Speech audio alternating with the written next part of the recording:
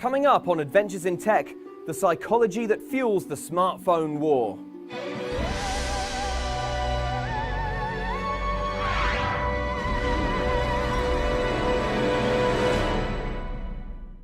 iOS, Android. A bitter war of gadget rivalry that shows no signs of abating. But why do we get so worked up over something as ordinary as phone software?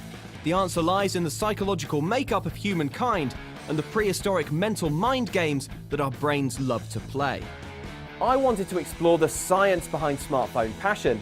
Why do online discussions about Android or iOS so frequently turn aggressive? But as it turns out, grasping the intricacies of the human mind is harder than we thought.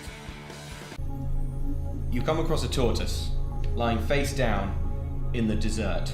Do you mean the desert? Subject uncooperative.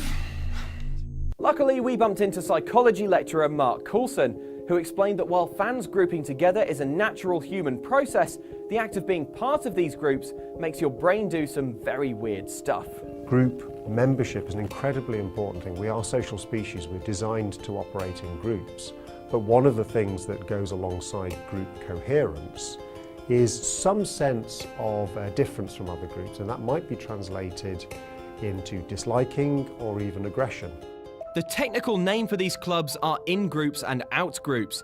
Humans can mentally place themselves in a group in mere minutes, while research suggests that strong psychological allegiances can form over very trivial matters, like whether iOS or Android is best, or whether the heart-stopping adventures of the handsome Captain Kirk are more exciting than the boring war councils of Captain Picard.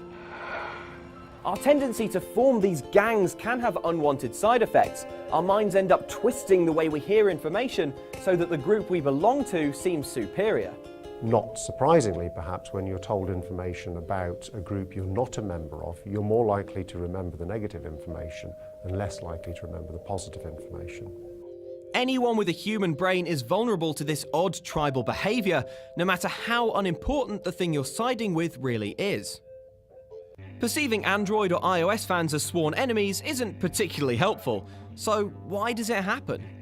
The answer is that once upon a time, this sort of uncouth behavior could have kept you alive. Compared to mammoths and saber-toothed tigers, prehistoric humans were basically useless, completely bereft of awesome claws or shaggy fur. To stay alive, these pitiable apes had to stick together as a group, and to make that team spirit happen, their brains emphasized the positive aspects of their own tribe while seeing the worst in other groups. So we are a pack animal. We're an animal that hunts in groups. The best way to ensure that that's a successful strategy is to have processes that keep groups together. Of course, this psychology stuff doesn't tell the whole story of why we feel so passionate about Android and iOS, but grasping how our caveman minds influence our actions does help us understand why we get so wound up. We live in a mind-blowing age, but our daft old ape brains are still playing catch-up, and we should be wary of letting these once useful mental oddities get the better of us. After all, Android and iOS, they're both pretty cool. If we are people who have bought into iOS or Android, then these are both fantastic tools. They're wonderful. They allow us to do things which are really valuable.